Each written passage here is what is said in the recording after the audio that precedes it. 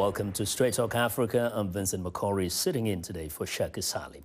Today, we will take a look at the impact of the recent protests in Nigeria under the hashtag #EndSARS and the reaction from the administration in Abuja. Now, protests against police brutality in Nigeria erupted last October following excessive force by a unit known as the Special Anti-Robbery Squad, or SARS.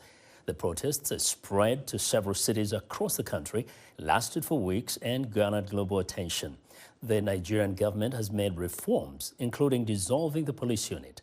But activists, academics, and human rights advocates say the fight for justice and sustainable change is far from over. VOA's Salem Solomon has more. Lekki Toll Gate, a nondescript toll plaza on a busy Lagos highway, has become a rallying cry for Nigerians demanding police reform. After dark on October 20, eyewitnesses say security forces opened fire on protesters demonstrating against Nigeria's Special Anti-Robbery Squad, known as SARS. According to Amnesty International, at least 12 people were killed at Lekki and a second location, though the government said 2 people died. This place was a war zone. But it was one army fighting civilians, unarmed civilians, peaceful civilians, civilians who were exercising their constitutional right. Days of confrontation followed between protesters and police, the largest in more than a generation. The clashes left at least 51 civilians, 11 police officers, and 7 soldiers dead, according to government figures. The Nigerian government vowed investigations and reform. It disbanded the SARS unit, reassigned officers, and promised additional human rights training.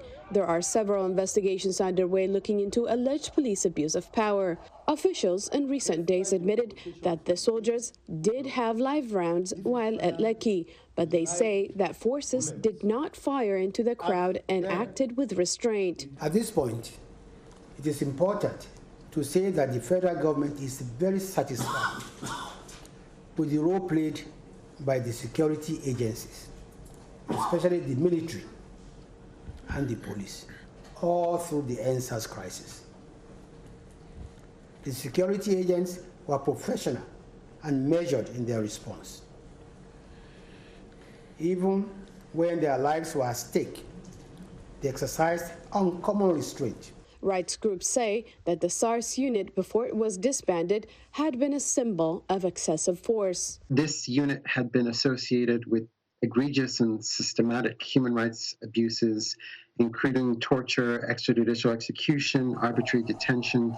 They were almost a law unto themselves and had been the focus of concern by the media as well as by domestic and international human rights groups for several years.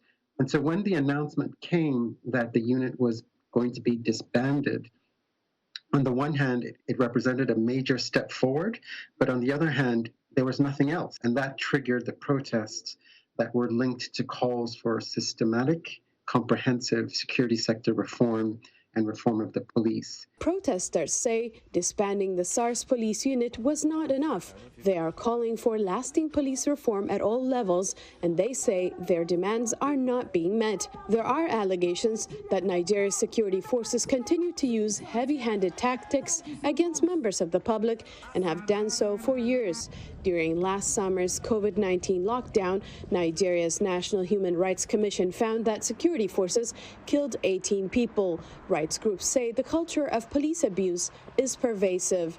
In Africa's most populous nation, where the median age is 18, many of the protesters are young people. Analysts say their public dissent is likely to continue. But one thing is clear, right? What is clear is that the youth in Nigeria are awake, right?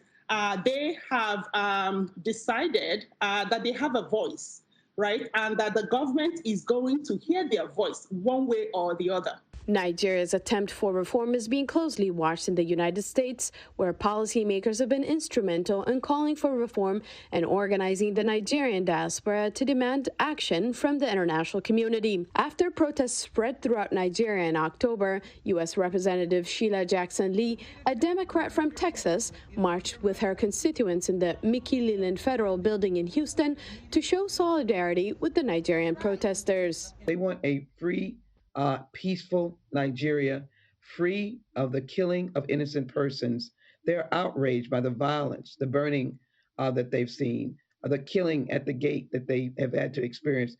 They had a video showing the outright shooting by military persons that would really break your heart, because you know that unarmed persons lost their life that night. Someone's young son or daughter. Opal Tamedi, a Nigerian-American human rights activist, says Nigeria must allow public dissent. It is not tenable. The brutality that the protesters have been met with is not tenable. They had a right to assemble. They have a right to protest. And in many ways, it's their duty to protest when things have been so bad. When they've gotten to a certain point, you have no other choice. As a Nigerian judicial panel continues its investigation into excessive force, 154 organizations from the world over have asked the International Criminal Court in The Hague to conduct its own probe. Salim Solomon, VOA News, Washington. Well, thank you, Salim, for that report. But today we are including parts of the interview by Ahhaji Lai Mohammed, as the Minister of Information and Culture of the Federal Republic of Nigeria, who joined my colleague Peter Clote from the VOA studio in Abuja last week. Joining me to talk about the recent protests in Nigeria, from New York, Dr. Yetunde Odugbesan-Omede, Professor of Political Science at Farmingdale State College. And from Abuja, Grace Alheri Abdu, Managing Editor of the Voice of America's Hausa service. Welcome to Straight Talk Africa, ladies. Thank you for having us. Well, first, I would like to go to the minister's reaction to allegations that civilians were targeted during some protests by police and military. He said fake news. Right. And the irresponsible use of social media contributed largely to the violence that was harvested shortly after the NSAS protest was hijacked by hoodlums. Now, to start with, it's quite sad that in all the reportage, nobody has yet emphasized the fact that 37 police officers lost their lives to hoodlums,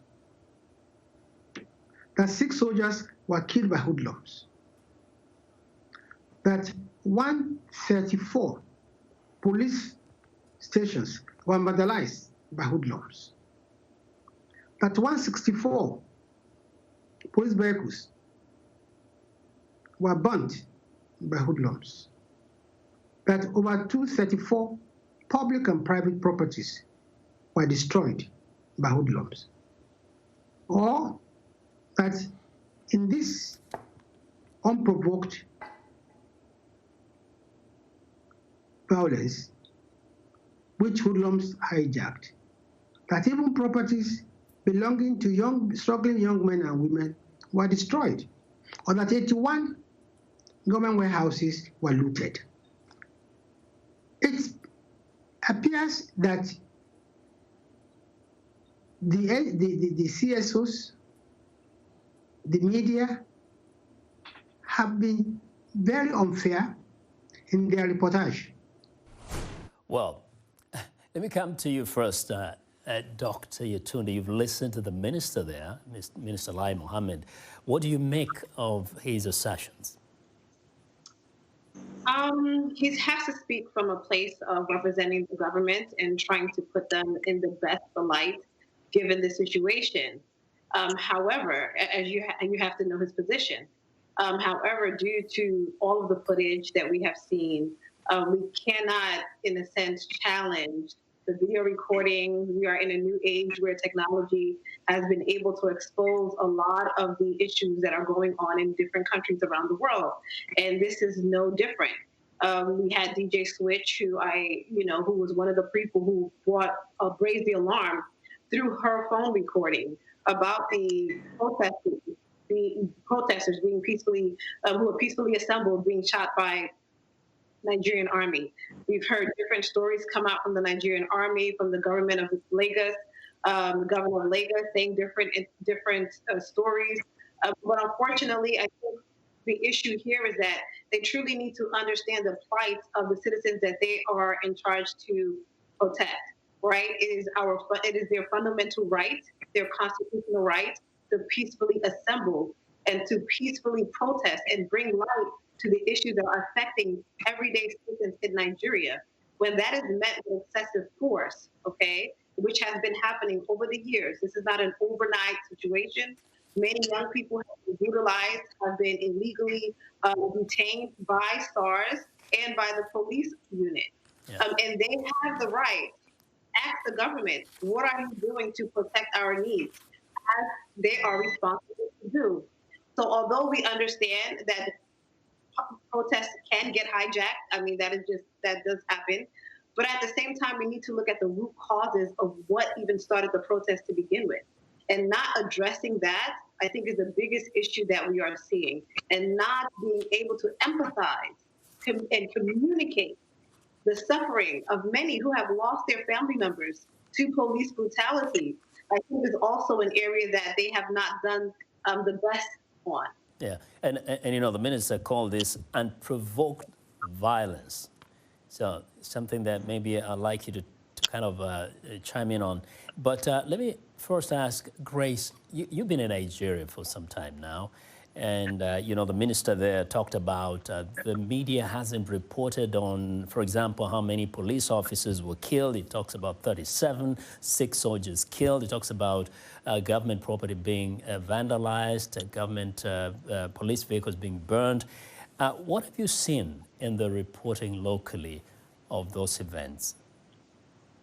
Well, I think it will be so unfair to the media for the minister to say that those instances, the killings that he mentioned in that interview, were not reported. If you will go on the internet, the good thing that is that now everything that is reported, you can easily Google and you'll find it. I believe that if he himself will go and check, you will find a lot of that report. And the media, it has been widely covered, it's still being covered. But the thing is, so long as you cover something that is not something that they are interested in, they just see the other side as either being underreported or overreported. The issue still remains, that issue of one thing I can tell you that both the protesters and the government agreed on is the fact that that protest was hijacked by hoodlum. You heard him say that himself. And the young man that I interviewed when I went to Lagos, the young man that was frontliner in this protest, the one that is the speaker, now the spokesperson for end protest, that is Temi Chote, who is also a member of the Lagos panel of investigation, said at first they were working with the RRS unit of the police, making sure that anybody that was committing crime was arrested and handed over to the police until the hoodlums that they were claiming were brought by either politicians or people that were there to sabotage the protest, infiltrated them and started causing chaos. Mm-hmm. Well, now rights organizations have called on the Nigerian government to allow peaceful protests and release protesters who were arrested. Adote Akoi, Managing Director of Government Relations at Amnesty International, USA, alleges that the Nigerian government shut off short-circuit TV before the crackdown in Hausa. Including in the most recent protest in Lekki and Hausa, where, again, nonviolent protests were met with great brutality. And in fact, in Hausa, we found that there was credible evidence that there was efforts to shut off short-circuit TV that would have monitored how the police behaved, which indicates that they were planning a very brutal crackdown, and that's unfortunately what happened. So we continue to stick with the calls for the Nigerian government to respect the right to nonviolent protest, the Nigerian government to respect the individual rights of the protesters, for the protesters who've been arrested to be released, and also, of course, for the Nigerian government to engage in genuine, comprehensive security sector reform and accountability for the SARS unit members. So did the Nigerian government shut off the CCTV? Let's listen to Nigeria's Minister of Information's response to the Human Rights Watch allegations. The same CCTV that he claimed was shut down by government is the same CCTV that has been produced in evidence before the panel in Lagos.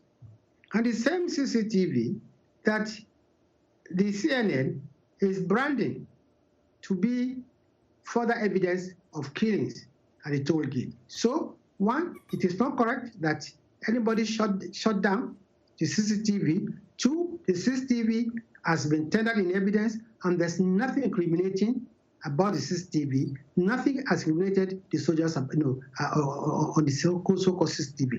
You see, Peter, you just must appreciate the fact that fake news, using social media as a preferred medium, played a big role in helping the hoodlums and in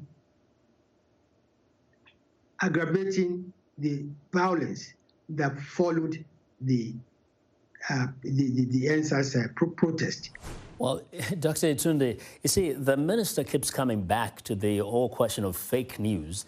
In your assessment, to what extent did actually fake news on social media exacerbate the situation such that now the focus became actually more under the hoodlums activities and the destruction than the issues that were more critical to these demonstrations?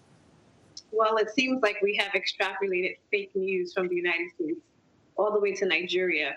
And by categorizing everything under fake news is just another way to negate the reality of the situation. And it's another way to downplay the reality of the situation. And the reality of the situation is, look, there was excessive force that was met to peaceful protesters who have a constitutional and human right law protecting them to peacefully assemble without being met with brute force. And when we cannot just speak that in layman terms, and when we cannot arrive to the assessment that the way that it was handled on October 20th was disproportionate in measures. And the fact of the matter is that another way to negate this story is by focusing on hoodlums, by focusing on protesters that came with the mission of trying to work and reform the government after crying out for so long that innocent people, young people who are the future of Nigeria, who have potential, who probably come from good families or struggling families that are just trying to make it, are either killed by excessive force, illegally detained, having their constitutional and human rights violated. That is not being discussed.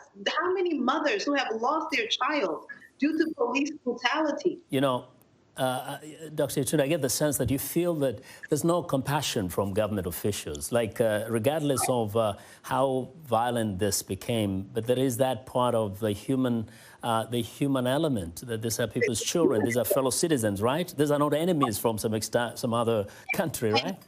And we have to understand our place in the world. Nigeria needs to understand its place in the continent. And I think, President Obama said one thing. He said, if Nigeria does right, the whole of Africa would get it right. And the interesting thing is that I actually agree with him, because if we are to lead in this type of situation, and this happens in many different countries, right? These type of controversies, these realities about issues in the government and how it's being handled. If we put on a leadership face and says, look, we know that we need to do right. We know that there's some areas in our policing, in our security apparatus that needs reform. We are willing to work with the Nigerian people. We apologize to the families who have lost their lives to police brutality. Nothing that we say can bring the life back of a loved one whose potential has been lost. At least some of that will fall on the ears of the Nigerian people. All they wanted was to be reassured that you hear me and you hear my cry and that you are willing to work towards making Nigeria better. Yeah. But they were attacked. Instead, they were laced with fake media. Instead, many of the peaceful protesters were even detained for speaking out against the government. And that is also an issue that we need to look at. And I hope the Nigerian government also looks at that and making sure that they become that beacon of leadership that the continent needs, and most importantly, that their citizens need. Okay, and we still have more of the minister. We'll see what he says about the actions they intend to take or they have already taken. Now, Grace, there were protests in the north of Nigeria and also the southern part of Nigeria. What was the difference between them and were they related? Well, they are kind of related, but they were all focusing on issues that affect them directly. While the people in Lagos were protesting against police brutality, people in northern Nigeria were particularly protesting against the insecurity that they are facing, while South were protesting against economic issues and resource management. So they were all, and it may also interest you to know that this NSAS protest, while the people in Lagos were protesting against the SARS, the people in Borno State specifically in Northeast were protesting, demanding that they allow the SARS unit to stay. Well, on the protests now in the north and south, here's what Minister Lai Mohammed had to say in our interview. And I can say that there's absolutely no correlation between the insecurity in the north and the NSAS protests. On the contrary, many youth organizations in the northern part of Nigeria refuse to join the NSAS protest. Well, there you go. The minister talks about, of course, it talks about the difference between those protests, but it says many youth refuse to join the SARS. So, Dr. Yetunde, is this a perceived police brutality by SARS? Did it affect more people of the southern part of Nigeria than other parts of the country? And why is it that it did not resonate with the youths from other parts of Nigeria, especially the north? We can't say that it did not resonate, because when we talk about insecurity, there's insecurity that happens in different categories, right? You have police brutality, you have terrorism, you have issues such as Boko Haram, and you have issues such as the herds killing and so forth. So when he says they're not correlated, he has to understand that this is the whole of the country.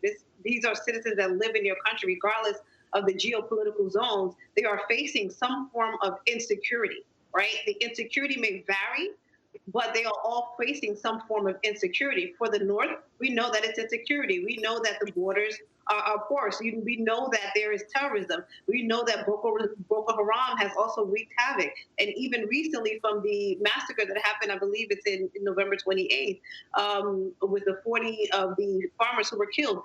So insecurity is insecurity. And to say that none of them is connected or correlated means that you're not fully assessing the issues that are happening in different parts of Nigeria, not understanding that when there's a high level of insecurity in a country, there's a root cause to it.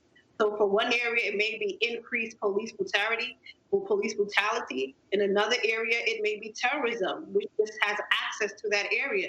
So it varies in nature, and it doesn't mean that one is more important or less important than the other. Every life, every Nigerian life is as important to who is in the north, who is in the south. And because some in the south may not have joined some of the NSAS protests, does not negate or does not undermine the plight of those who were protesting to end police brutality. And we have to understand that a lot of the protesters weren't only just protesting to end police brutality. They were protesting in advocacy for the police force, for higher salary, for change in their environmental stay, where their police barracks were in deplorable conditions. So they weren't just, focusing on themselves. They were focusing on the fact that these are essential workers in our country. These people put their lives on the line to make sure that the country is safe. But if they're not getting paid a salary that they can sustain themselves and their families on, you then create an atmosphere where you have petty corruption, where they have to stop people in order to grease their pockets to supplement their income. So there are many root causes to what has really caused this whole issue to come about, and we need to address those root causes. And this is what many of the protesters were talking about. They looked at the well-roundedness of the issue, not the fact that, okay, police were using excessive force, but why were they using excessive force? Did they receive enough payment to support themselves? Is their living conditions adequate? Do they receive health care? All of these issues are lumped in one. So we have to also understand that as well. And if I just stay with that again, Grace, sometimes it felt like citizens may fail also to sympathize with the real situation of the police and other military apparatus. Dr. Yetunde has mentioned there that the protesters also want better conditions for the police and the army. Now, as you've been there observing and reporting on security, does it seem like the security forces are also overwhelmed by violence, either from the terrorists or even from just, violent criminals? They themselves are victims of violence too. Well, they are, rightly so. One of the people that I spoke with, and there's a big divide between the citizens and the security operatives. There's lack of trust. There's that fear that is instilled in the minds of people that is making them stay away from anything that has to do with security. And so there's that element of distrust among them. So, but honestly, what I have seen from the discussion that I had with some of them, as you know, I had that encounter with them, but part of the discussion that I had brought to for the situation, the level of need that they have, particularly some of them were saying that there are times that they will be asked to be out on the field, and they will be there and they will be on their own. They will have so many needs, and so to say, they are unable to get their needs met. I'm sure you must have heard or seen reports of people saying that a lot of the money that is allocated to fight this Boko Haram or this insecurity that is affecting the northern part of Nigeria is being diverted, whether rightly so or we don't know. It's something that somebody might need to find out. So the people that I interviewed were talking about if they have this improvement, if there is that attention being paid to the police. And we had a town hall with the Minister for Police Affairs, who also rightly said that they are taking measures, and they said that if nothing else, this NSAS has opened their eyes to the need not only to improve the welfare of the police, but also to find a way to relate better, have a better relationship between the police and the citizenry. Yeah, and indeed the welfare of the police is a big question all over the continent. Well, you're watching Straight Talk Africa. We'll have more of our discussion in a moment, so don't go away.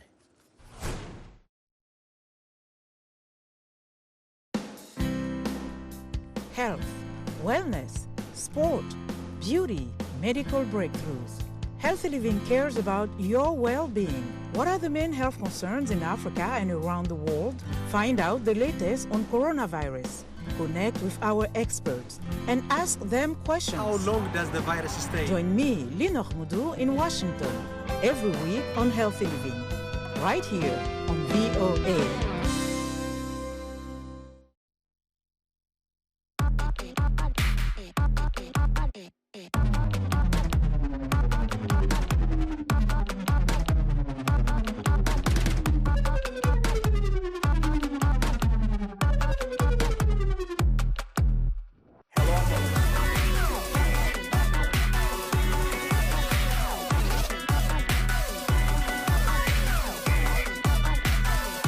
from around the world. Let's go. Today, we are talking about the recent protests in Nigeria. Our guests are Ahhaji Lai Mohammed, Minister of Information and Culture of the Federal Republic of Nigeria. We spoke last week to my colleague Peter. Complaints against police brutality that within a period of 4 days, federal government will not only accept all the demands of the protesters, but will put in motion machinery to actually actualize these demands. And this is the first time in the history of Nigeria that state governors are being asked to set up panels of inquiry. This is the first time that state governors have been asked to provide victim support fund. This is the first time in the history of the country that the government will react to police brutality by setting up panels that will include students, civil society organizations, and the youth. So we have shown good faith. Well, Grace, you're on the ground there, and the minister said quite a number of things there. Have these actions by the minister, that the ministers mentioned, been taken, and have they given confidence to the citizens that their demands will be met?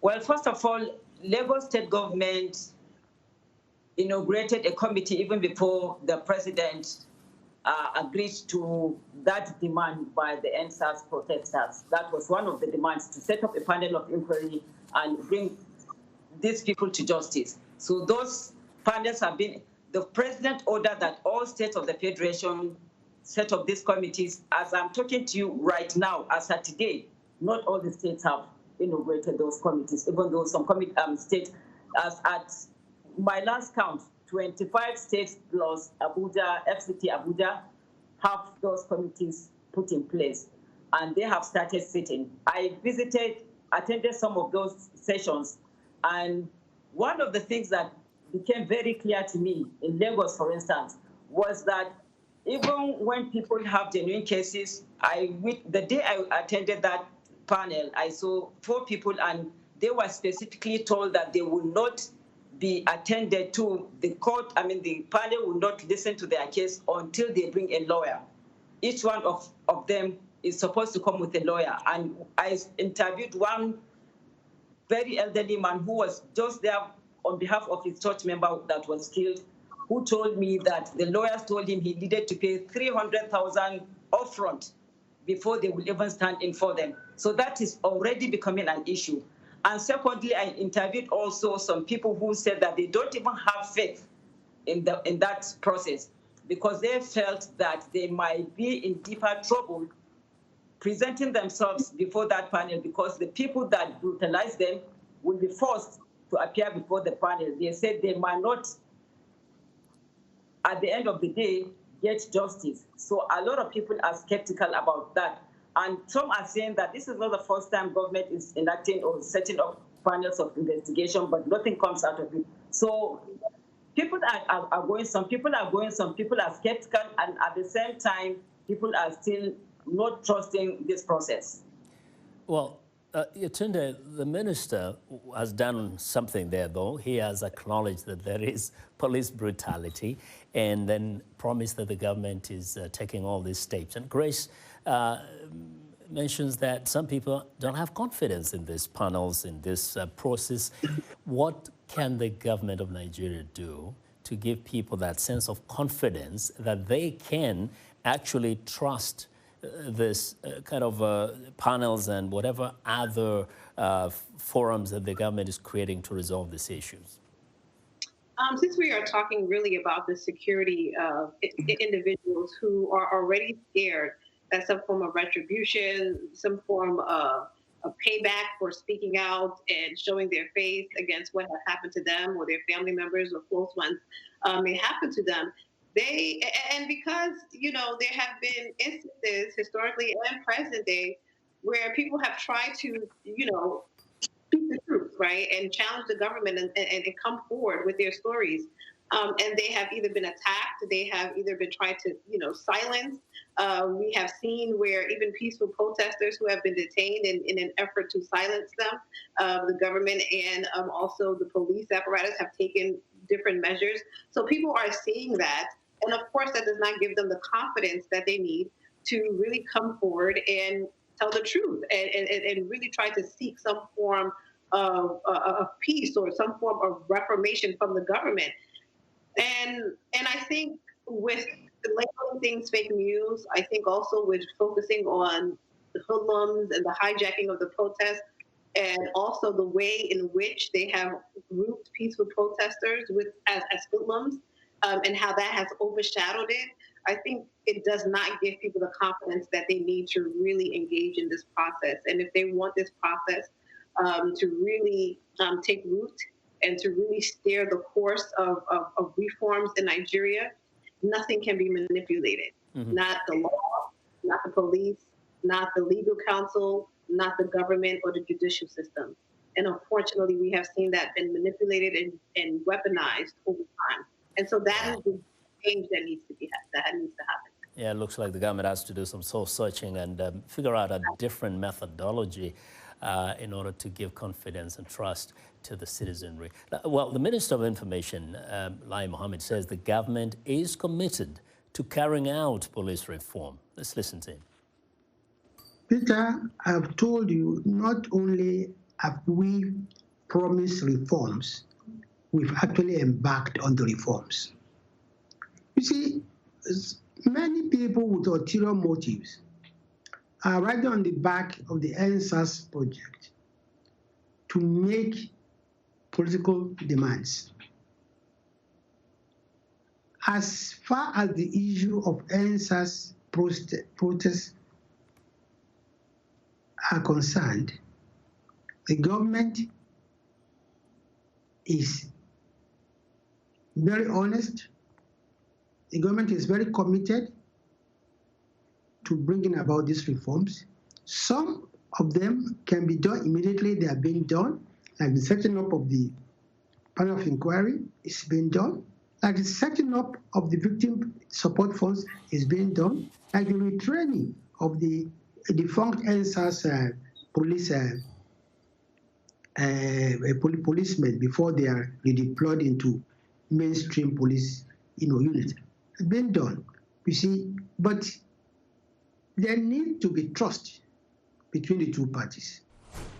Well, there needs to be trust between the two parties. Grace, when you speak to the citizens, what are they saying? When they hear the government officials say what they're saying, and they say there needs to be trust, what do the citizens want to see?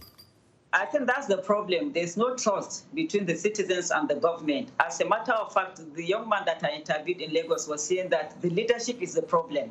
Everything he would say, the leadership is a problem. Lack of information is a problem on its own.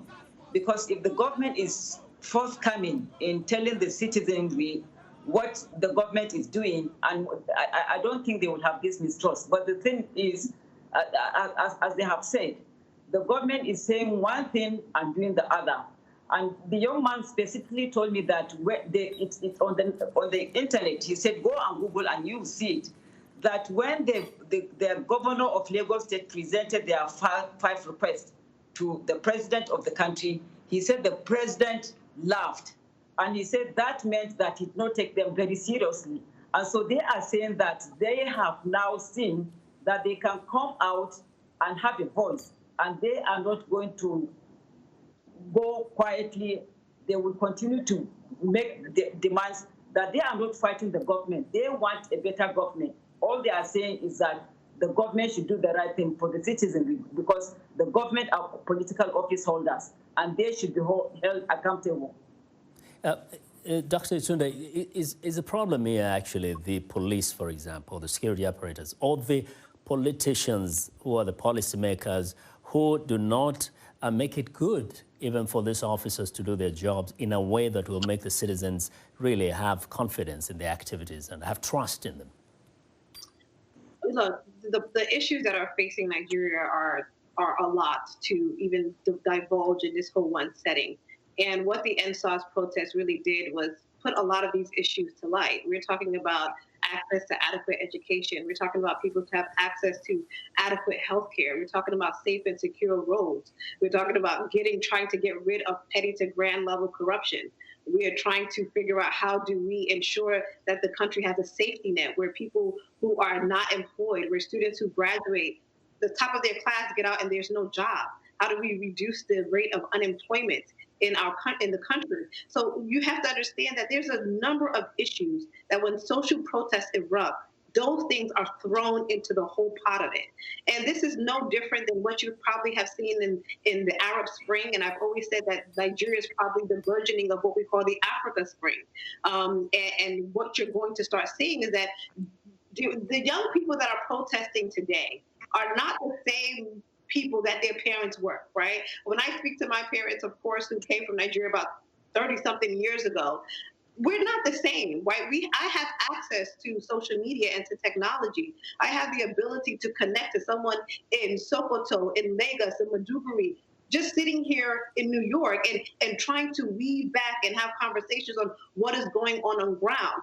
People can mobilize from a different country to raise issues about what's going on. And the leaders that are in Nigeria are many of them are of an age of an older generation that has yet to understand the power that the new generation wields and the resources that are at their hands. So when we talk about end SARS, we are talking about now the multitude of issues that have not been addressed. The fact of the matter that senators get extremely large allowances, that some of that money can go to different federal allotments in education, in healthcare, in infrastructure, in innovation. So there are many issues on ground. Yeah. On ground. And we can't talk at all, but at least hopefully they understand the reckoning of the resources that the new generation has. Yes. Now, Grace, this question of trust is really, I think, a big one. What do the citizens want to see from the government for them to have faith that the government really means when it says that it wants to have this police reforms and when it wants to make changes to the system? What do they want to see from the government for them to have that trust? Yes, they want to see the government, when they say they will do something, follow through and do it. There shouldn't be too. When you are in government, it is okay. If you are not in government, it's okay. So what they want to see happen is that when the government enacts a law, for instance, or when the government says it wants to do something or is going to do something, they want to see that done, regardless of who is involved. Mm-hmm. Yeah, because they have seen so many promises that were never kept. Now, Yetunde. Sorry, but can I just add one second? Yes. Okay, you remember all of the warehouses that were found in different states of all the palliatives and the resources that were kept for COVID-19 dispersal, and all of the people in the communities getting so angry who were suffering during the beginning of coronavirus, saying that look at all of the rice and the food that was meant to be distributed to citizens. Again, those are what we're talking about with trust. But one thing is that we cannot blame the whole federal government for this, because if these resources were provided to the governors, if they were provided to the states, right, we also have to hold accountable governors. We have to hold accountable local politicians, local chairmen of many different constituencies who are also not carrying out their responsibilities. We like to throw a lot of the responsibility on the government because, of course, they lead our country, but we actually have to also hold governors, senators, we have to hold local politicians accountable for ensuring that they do what they're supposed to do for their constituencies. I think when Nigerians talk about government, they are generally talking about political office holders, regardless of what position. You can be a councillor, you can be just a desk person. So long as you are in government office, you are supposed to have responsibility. They want you to execute your job the way it should be done, regardless of what position you are, whatever level. That's what they are saying. And they're not just talking about federal government. And I think in most of the African countries, one of the things that infuriates the citizens is that they see these political leaders getting wealthier and wealthier as the citizens get poorer and poorer, including those who are engaged in very critical sectors, whether they're doctors or security forces, and this doesn't seem to change, right? Dr. Yes, Yetunde. Yeah, it doesn't seem to change. And that's why I said that we have to really look into our priorities. There is no reason why, unfortunately, our senators make this exorbitant amount of money, and we have our essential workers in our community who are fighting to just survive and provide for their families, such as police work officers, such as doctors, people who are critical to the development and to the innovation and building of our infrastructure. We really need to look at the priorities that we have around placements of positions in our society, on how we have placed politicians in our society. As a professor of political science, politics, of course, is important. We elect people to be in office to represent our needs to the greatest ability and to be able to be our voice and make the changes that is needed in the various constituencies. We don't negate that fact, but the fact of the matter is that politics should not be looked at as a business.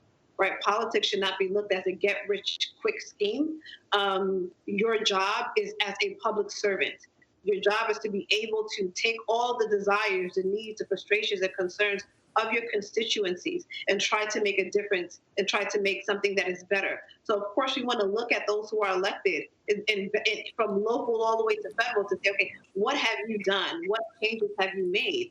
And it's very disheartening to see that when you have young people who are educated, who go to school, who do the right thing, and they can't and they can't get a job, or the roads is what impeded them to getting from point A to point B, that is under the local jurisdiction of that state. So there's so many different things that are happening, and I hope, and like I always say, that Nigeria is a beacon of hope for the whole African continent. We have some of the most intelligent and the smartest people in Nigeria and in the diaspora. And I know that if we continue to work hard and get it right and not silence the voice of those who need to speak out and correct where there's wrong, we will really continue to be an example for other countries to lead by. Grace, you wanted to add something to that, the whole question of the young people, like those who are protesting. In fact, just always having to look at this big men, the Oga, the chiefs with their big vehicles and having a lavish lifestyle while they're groveling in poverty despite of their education, despite of their hard work. That is many times fueling this kind of protest, right? Yes, even though the government is saying that right now they have put into place mechanisms to make sure that they provide the resources young people need to be self-reliant, so to say, saying that all the time that government alone will not be able to accommodate all this youth, all these young graduates that are in the job market right now. I spoke with the vice chancellor of the university, and who was telling me that on a yearly basis, Nigeria graduates over 300,000 students and from the university, and 90% of them don't eventually get government jobs. So they are saying that they are trying to find ways to make sure that they again they have something that they can do on their own so that they can be self-reliant. One of the things that the young man that I interviewed in Lagos told me was that what they want to do, this has become an eye-opener for them, that what they want to do is to make sure that they empower young people. What they want to do come probably 2023 is to make sure that they have enough resources that instead of allowing youth to be used by politicians to just be political thugs, they want to empower youth so that they can stand on their feet and demand that the right thing be done. Demand that the right people are elected into government offices, political offices. Well, the right people who will be servants of the people, not lords over the people, not the masters. Well, let's get the last word from Nigeria's Minister of Information, Ahhaji Lai Mohammed.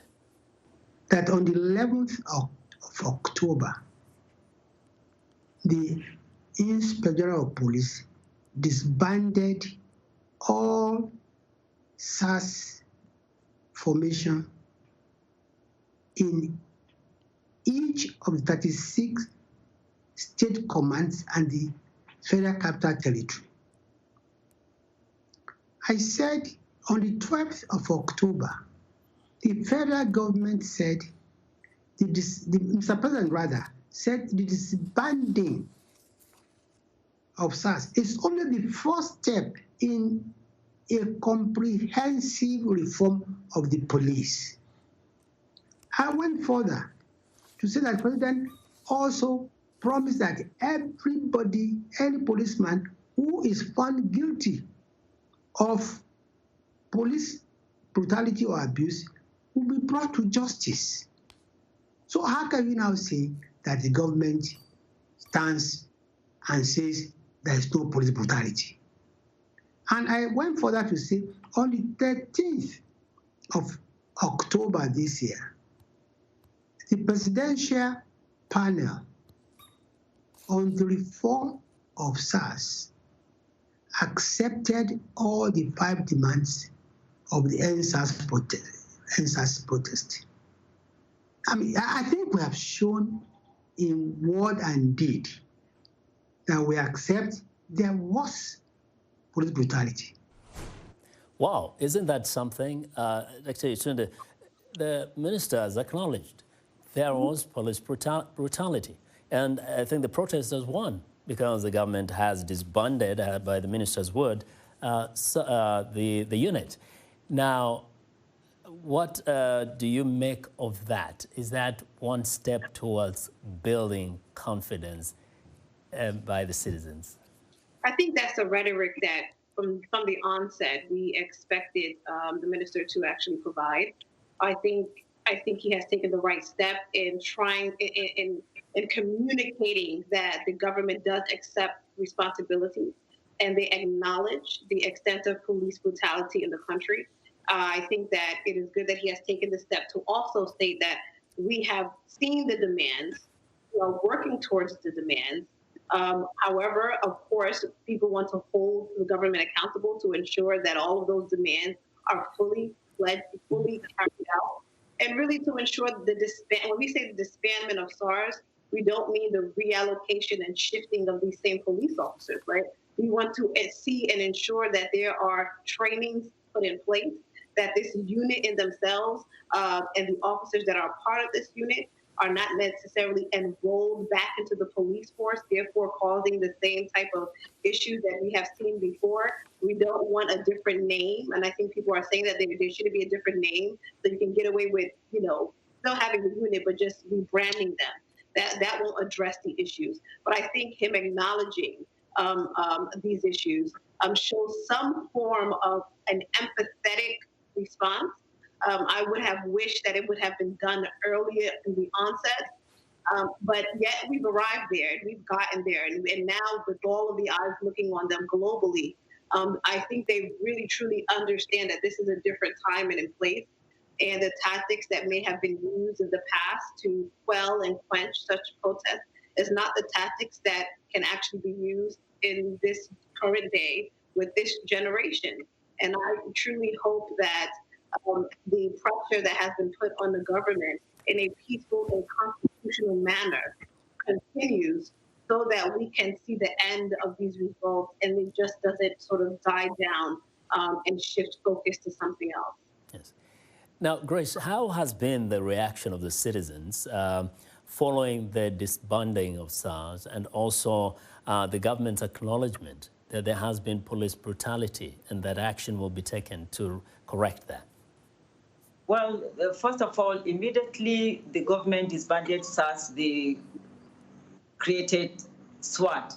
So that is also worrisome to them because they are saying, where is this one coming from? They did not even give it time to study it and see how they can make changes and make, to make sure that they get it right this time, but immediately created another one. Why did they get the people that will be in this unit?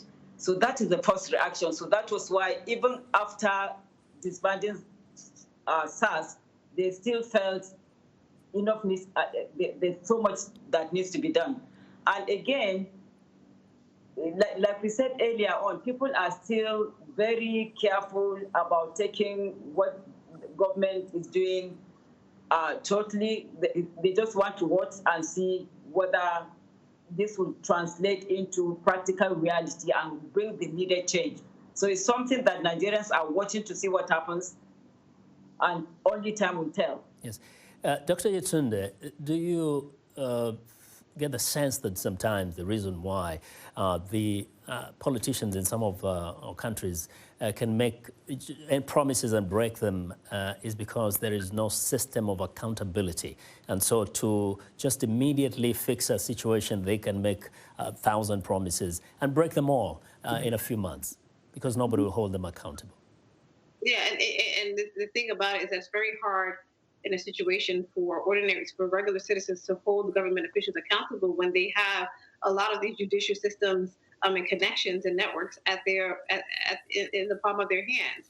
And so I always say that in an area sometimes where the judicial system can be manipulated to benefit one's own case or one's own perspective, it makes it definitely harder for others who don't have those resources at their fingertips, for those who don't have those connections or networks and even the money to do this. And so what people end up having is their voice, and they end up having their life. And sometimes they have to choose between the two.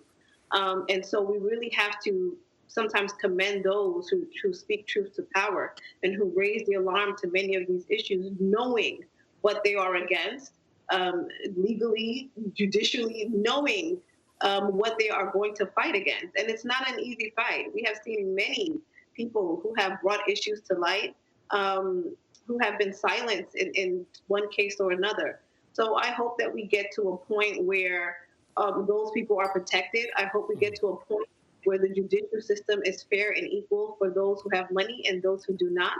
And when we get to a point where the politicians know that they're public servants to those who they serve. Yeah. I want to get a very quick one in a few seconds, Grace. Do citizens sometimes feel like they're in the middle here? They're victims of police violence, and also at the same time, they are victims of violent criminals. They need the police, but at the same time, they're scared of the police.